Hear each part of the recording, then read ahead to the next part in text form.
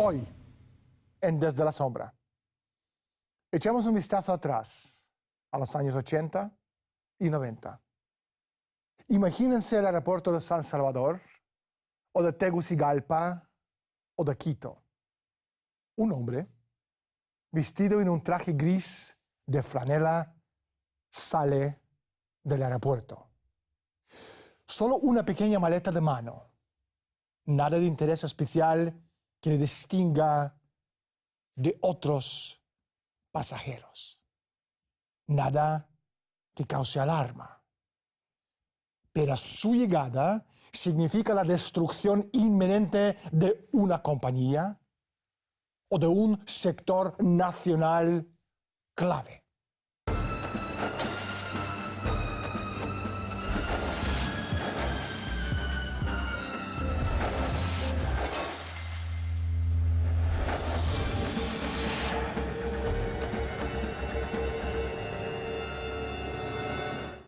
El derrumbe de una rama de la economía del país, o la caída del gobierno y cambio de régimen.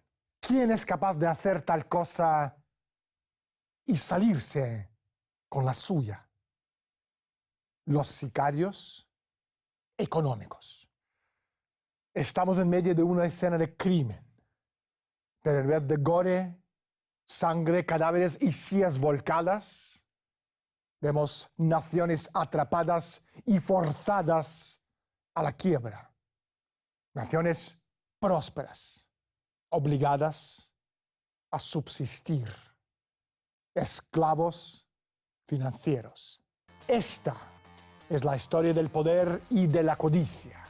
La historia de los hombres miserables que juegan a Dios en el nombre de las ganancias corporativas. Los conocemos por su nombre, porque los vemos en la televisión y sus nombres están estampados en letras grandes y gruesas en los medios corporativos. Son inmunes a la persecución y el mundo es incapaz de detenerles. Hasta ahora. Hoy, en Desde la Sombra, hablaremos con John Perkins, un ex sicario económico, pero primero, salgamos a la calle y preguntemos a la gente su opinión sobre el terrorismo económico financiero. Sicario económico es que nos están robando todo el dinero. Sicario económico me vienen a los políticos y los banqueros a la memoria, vamos, directamente. Lo que están haciendo ahora, tanto en España como en Grecia, como en otros muchos sitios. Evoca en mí es la idea de alguien que está al servicio de un poder superior y que no tiene escrúpulos ni tiene una moral importante, sino que trabaja al servicio de una causa, podemos decir, negativa, ¿no? La del robo sistematizado, el robo, digamos, oficializado. John, bienvenido al programa, gracias por estar con nosotros. ¿Cómo te convertiste en un sicario económico? Bueno, fui reclutado por la Agencia de Seguridad Nacional cuando aún estudiaba en la universidad, en la Escuela de Negocios, y tuve que pasar una serie de exámenes psicológicos largos, luego pasar por el detector de mentiras y finalmente me reclutaron. Pero después supe del Cuerpo de Paz y tenía muchas ganas de ir a la Amazonía, así que hablé con la gente de la Agencia de Seguridad y me dijeron que fuera de voluntario por un par de años y que después me contratarían. Cuando aún estaba en el Cuerpo de Paz, en la Amazonía, vino a Ecuador un hombre que era vicepresidente superior de la empresa en la que acabé trabajando. Él me ofreció trabajo como economista en su empresa. Después descubrí que él estaba vinculado con la Agencia Nacional de Seguridad. Acepté aquel trabajo. Me convertí en economista jefe en Charles T. Main, una empresa de consultoría que colaboraba mucho con el Banco Mundial, la Agencia Estadounidense para el Desarrollo Internacional, el gobierno estadounidense y el Departamento del Tesoro. De modo que es solo una versión corta de una historia muy, muy compleja. John, ¿podrías explicarnos el modus operandi de los sicarios económicos? Trabajamos de muchas maneras. La más común es que identificamos a países con recursos que necesitan las corporaciones, como por ejemplo el petróleo, y después organizamos un préstamo enorme a esa corporación a través del Banco Mundial o alguna de sus organizaciones hermanas. Pero en realidad ese dinero nunca llega a ese país. En vez de eso, va a nuestras propias organizaciones para realizar grandes proyectos de infraestructura en ese país, como por ejemplo construir centrales eléctricas o parques industriales que benefician a unos pocos ricos criollos, pero que sobre todo benefician a nuestras corporaciones. Al final, la gente pobre no saca ningún provecho de esto porque no pueden permitirse la electricidad y no tienen trabajo en los parques industriales porque allí no se contrata a demasiadas personas. Y al final el país cae en una deuda enorme que no puede pagar. Es entonces cuando nosotros vamos y les decimos, ¿no pueden pagar su deuda? Entonces vendan sus recursos, el petróleo o lo que sea. Véndanlo barato a nuestras corporaciones sin restricciones medioambientales ni regulaciones sociales. O permítannos construir una base militar en su territorio y privatizar todo su sistema de sectores sociales, como las centrales eléctricas, electricidad, agua, escuelas, etc., para venderlo a nuestras corporaciones. Así que de este modo creamos una nueva forma de imperio. Conocido como el Consenso de Washington, el sistema post-Bretton Woods está compuesto por el Fondo Monetario Internacional, el Banco Mundial, los principales bancos del mundo y las grandes multinacionales que controlan más del 80% de la economía mundial, entre ellos la mayor parte de la riqueza de materias primas estratégicas del planeta. Estas fuerzas no tienen ninguna lealtad a ninguna nación-estado. Se sientan dioses y buscan un imperio de un mundo globalizado bajo su control férreo. Constituyen el aparato imperial global más sofisticado que el mundo haya conocido jamás. Hablamos de la idea de esclavitud por endeudamiento. John, ¿qué hace un sicario económico bajo un sistema imperial tan sofisticado? Bueno, es básicamente lo que hacemos, pero hay muchas historias detrás de todo esto. A veces lleva mucho tiempo convencer a los presidentes, ministros de planificación o de finanzas con quienes tenemos que tratar de aceptar estas condiciones. Ellos saben, y les hacemos saberlo, que si aceptan dichos términos, ellos y sus ricas familias, que son propietarias de industrias del sector comercial y de los bancos, serán más ricos. Nos aseguramos de que ganen mucho dinero en esto y que después podamos usar esa electricidad o cualquier otro sector de la infraestructura. Por otra parte, también saben que si no aceptan este negocio, vendrán los chacales, como decimos nosotros, que son personas que incluso derrocan gobiernos o asesinan a sus líderes. En mis libros comento sobre cómo fallé en sobornar a Jaime Roldós de Ecuador y a Omar Torrijos de Panamá, y los chacales terminaron por asesinar a ambos. Entre los casos en que los chacales fracasaron se cuenta, por ejemplo, la muerte de Saddam Hussein en Irak.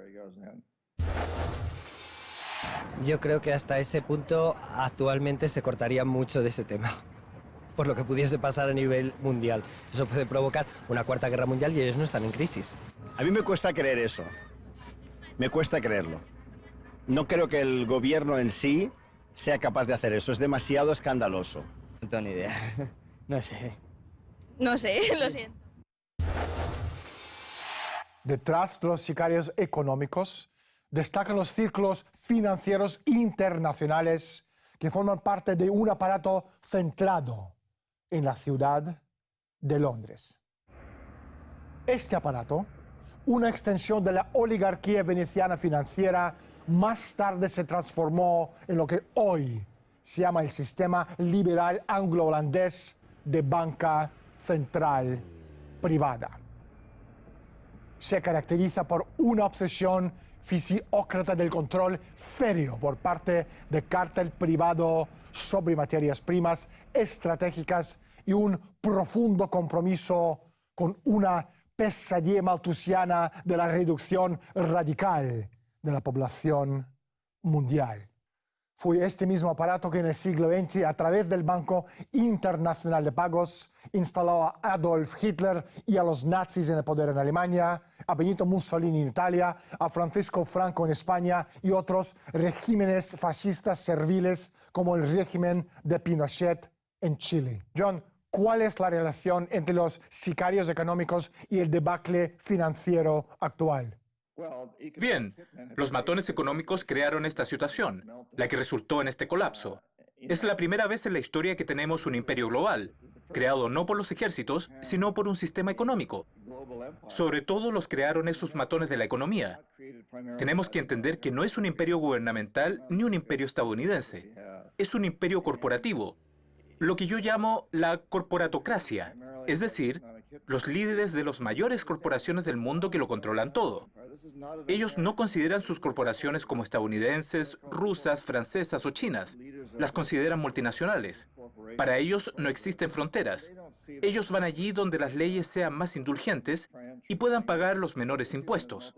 Así que se ha creado un verdadero imperio corporativo y es de nivel global. Uno de los ideólogos de la corporatocracia era un profesor de la Facultad de Economía de Chicago, Milton Friedman.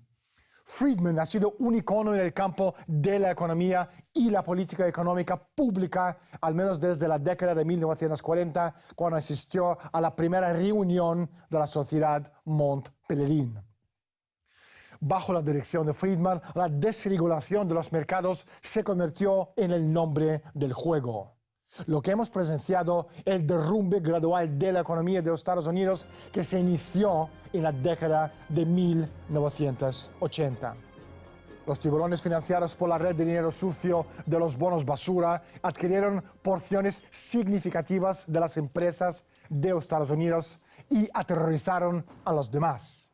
Las presas de los tiburones y aquellos que temían convertirse en presas recurrieron a los bancos de inversiones y los bufetes de abogados de Wall Street en busca de protección. Al mismo tiempo, entraba al raudales dinero sucio en el mercado inmobiliario, principalmente a través de los gigantescos promotores canadienses. El efecto de toda esta desregulación y especulación ha sido que la economía física de los Estados Unidos ha quedado diezmada. A lo largo de 3 últimas décadas, la capacidad productiva de la economía de los Estados Unidos se ha reducido a la mitad, medida en productos de la cesta de la compra en un cálculo per cápita, por familia y por kilómetro cuadrado. Al mismo tiempo, las demandas monetarias que pesan sobre dicha producción en descenso han aumentado de forma hiperbólica. Ha llegado la hora para que ustedes se den cuenta. Estamos presenciando en directo la transferencia de la riqueza hacia esa corporatocracia criminal. Me pregunto qué papel juega en todo esto los movimientos como Occupy Wall Street, así como las manifestaciones que estamos presenciando en todo el mundo. Preguntamos a nuestro experto. John, ¿cuál es tu opinión? Sumamente importante. La gente está despertando. Lo hemos visto con la primavera árabe, en las protestas en Rusia, lo hemos visto en China, en Estados Unidos con el movimiento Ocupa, etc. En América Latina ha ocurrido una enorme revolución democrática. En 10 países se han elegido presidentes que se oponen a la corporatocracia de distintas maneras. La gente de todo el mundo está despertando. Y esto es muy importante. Pero nos queda mucho por hacer y tenemos que tomar más medidas. Sin embargo, la gente realmente se está dando cuenta de todo. Acabo de volver de un viaje por Vietnam, Birmania, Tailandia, Turquía. He estado en Europa. Además, viajo a América Latina varias veces al año. Viajo por Estados Unidos dando conferencias en las universidades, en los foros. Y te puedo decir que la gente de todo el mundo nos está escuchando y están captando el mensaje. A cada una de mis conferencias vienen multitudes porque quieren oír más. Quieren entender mejor lo que pasa. Y es algo muy bueno, porque lo primero que tenemos que hacer para cambiar el sistema es entender el sistema mismo, entender que no funciona y que debemos cambiarlo. En su libro Hoodwinked, Los Engañados en español, John Perkins afirma que el presidente Zelaya de Honduras fue derrocado por un golpe militar que fue diseñado por un par de grandes empresas de los Estados Unidos, Dole y Chiquita, y la CIA. John, ¿nos podrías dar más detalles de lo que tú estás hablando en tu libro? No hay dudas. Zelaya estaba buscando una nueva constitución para su país y eso iba a tener un impacto muy negativo en compañías como Dole, Chiquita y Russell Athletic, porque iba a insistir en la reforma agraria. Chiquita controlaban una enorme parte de las tierras agrarias. Eso iba a cambiar la constitución y también iba a aumentar los salarios significativamente, lo que iba a impactar en compañías como Russell Athletic y otras muchas empresas de material y ropa deportiva. Así que pusieron mucha presión para que no lo hiciera, para que sicarios de la economía trataran de convencer a Zelaya para que no lo hiciera. Pero ya estaba decidido. Estaba decidido y fue un golpe de Estado clásico. Fue el mismo golpe llevado a cabo en la década de 1950 contra el presidente Arbenz en Guatemala. Y ese golpe también fue ejercitado e instituido por la CIA en beneficio de compañías como Chiquita y Dole, que era Dole Food. Entonces, fue un caso clásico de golpe de Estado de la CIA. No hay duda de ello. Fue dirigido y planeado por el jefe de la Armada que había sido entrenado en la Escuela para las Américas, la escuela en la que el Pentágono y la CIA entrenan a la gente. No hay dudas. ¿Y qué ocurrió desde que Zelaya fue reemplazado? ¿Fue sustituido por un dictador brutal? El hambre es extrema. La violencia y el crimen han aumentado desde entonces. Apenas hay libertad de prensa y están reprimidos. Yo creo que fue todo pues esa política interna para ellos, por lo de ahí el petróleo, para llevarse el petróleo. Por motivos económicos, siempre para salir de una crisis, inventarse una guerra es lo mejor. No sé la razón, pero sí la razón por la que no. No fue ni por luchar contra el terrorismo, ni por buscar a Bin Laden, ni por nada parecido. La razón real profunda yo no la sé.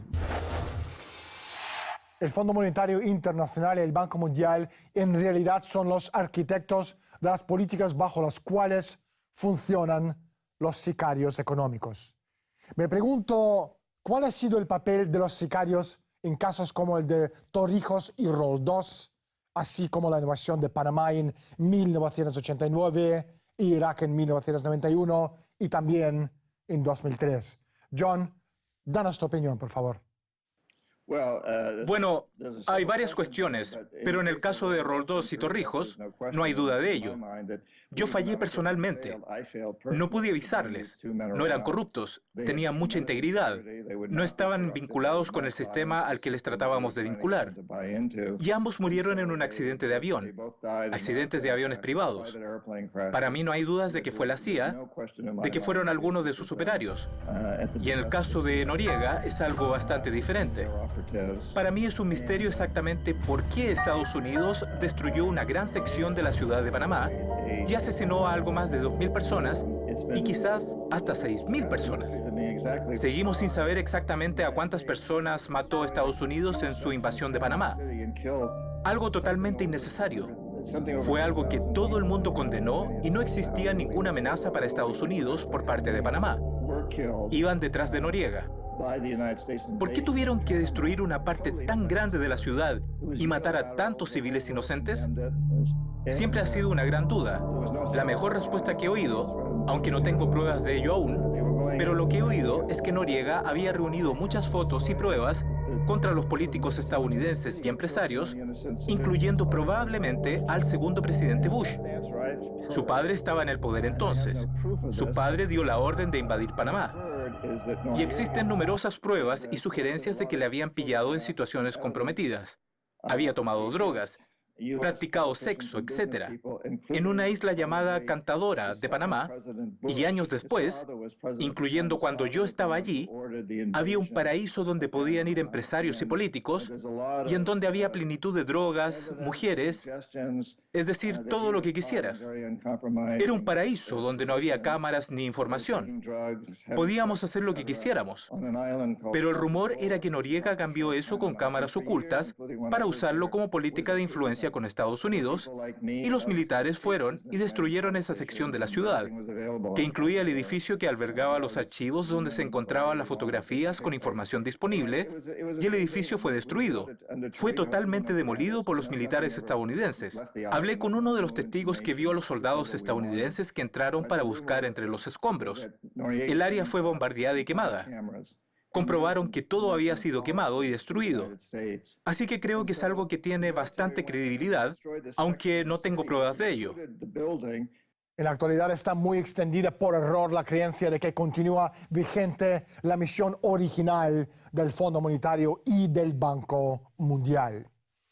Dicha misión consistía en fomentar el desarrollo y aliviar la pobreza del tercer mundo, pero en la práctica estos organismos han incrementado la pobreza y la miseria de millones de personas con el plan de créditos denominado Programa de Ajuste Estructural, que logra aumentar la deuda, los intereses, el estancamiento y la inestabilidad de esos países.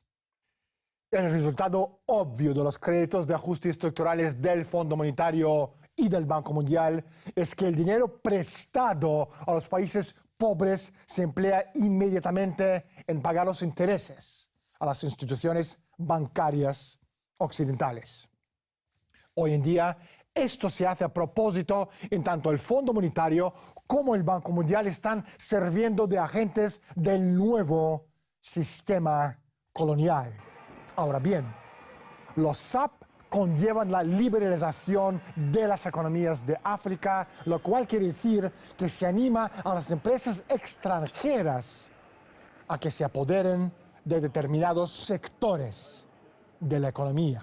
Los países pobres del tercer mundo no tuvieron más remedio que acatar las dolorosas medidas que exigía el Banco Mundial, las cuales eran esenciales para el crecimiento sostenido y la estabilidad económica, la norma típica de la oligarquía de obtener beneficio comprando barato y vendiendo caro. John, ¿crees que existe tal cosa como el gobierno mundial o empresa mundial S.A.? Las grandes corporaciones viven en su propio mundo, no aceptan fronteras. No es lo mismo que un mundo de un solo país, pero para las compañías mundiales y multinacionales hay mucho de eso. Y es una conspiración y mucha de la corporatocracia. Los líderes de estas corporaciones se reúnen entre ellos y se conocen entre ellos. No tienen por qué reunirse y conspirar o hacer nada ilegal innecesariamente. Hacen las cosas legalmente a través de las corporaciones, pero hay que entender que es legal, porque son diferentes leyes para diferentes países. Pero todas persiguen la misma meta: maximizar los beneficios independientemente del coste social o medioambiental. Así que cuando un país o un gobierno tratan de imponer las leyes que los restrinjan, todas se agrupan. Así que aunque vea a Nike y Reebok compitiendo en las tiendas locales o las petroleras compitiendo entre ellas, si alguien los desafía para ganar más dinero, pondrán una gran presión en contra, incluyendo la posibilidad de un daño físico a las personas que tratan de cambiar esas leyes. Desde el punto de vista de John Perkins, ¿cómo es el futuro? Yo diría que tengo una gran esperanza de que cambiemos eso. Creo que nos alejamos del momento de la historia en que las organizaciones religiosas mandaban en el mundo a otro en el que los gobiernos y corporaciones mandan en el mundo. Y tienen un puesto privilegiado en el gobierno de países como España y Portugal, Francia, Alemania, Inglaterra y la Unión Soviética, y finalmente en Estados Unidos. Pero hoy todo eso ha cambiado. Los gobiernos no son muy importantes hoy en día. Básicamente son las marionetas de las corporaciones. Así que en Estados Unidos, por ejemplo, el Pentágono y la CIA trabajan para corporaciones remuneradas. El presidente de Estados Unidos es extremadamente vulnerable. No le eligen sin un enorme apoyo financiero. Se trata de eso. No le hubieran elegido presidente si no fuera por ello. Él quiere llegar a la Casa Blanca. Tienen que sacar a toda la gente de esas corporaciones para que se encarguen de los distintos departamentos, y también se da cuenta de que no pueden ser derrocados. En Estados Unidos ya no hace falta matar a un presidente. En los tiempos de Kennedy sí, pero hoy se derroca a un presidente por un rumor sexual o un escándalo sobre drogas. Ni siquiera tiene por qué ser verdad.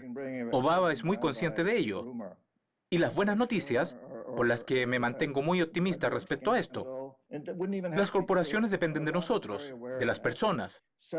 Debemos reunirnos en grupos de consumidores. Las cosas que están ocurriendo ahora, como en las fábricas de Bangladesh, Las personas se dan cuenta de esto. Si nos unimos y hacemos saber a estas personas que solo vamos a comprar marcas que se dedican a hacer un mundo mejor para nosotros, nuestros hijos y nuestros nietos, las cosas cambiarán. Las corporaciones tendrán que reaccionar.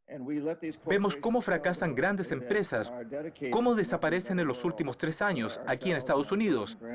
Enron, una empresa energética de gran capital, simplemente desapareció.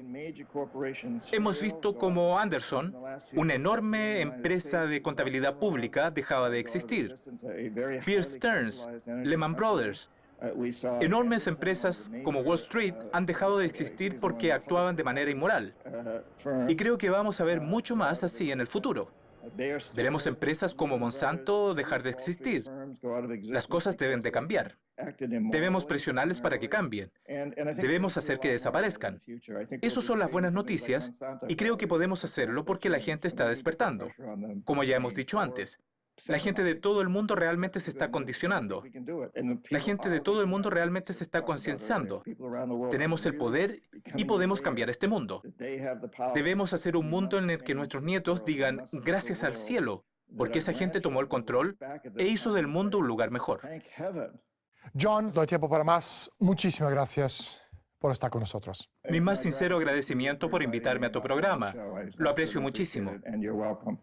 Hasta que podamos transportar a la humanidad a la edad de la razón, la historia, en realidad, va adquiriendo forma no por la voluntad de las masas humanas, sino por un puñado de aquellos que para bien o para mal dirigen el destino de toda la humanidad como manada de vacas de pasto en pasto. Y en ocasiones también al matadero. Soy Daniel Stulin. Bienvenidos todos al mundo de Humo Espejos. Muchísimas gracias por estar con nosotros y hasta la semana próxima.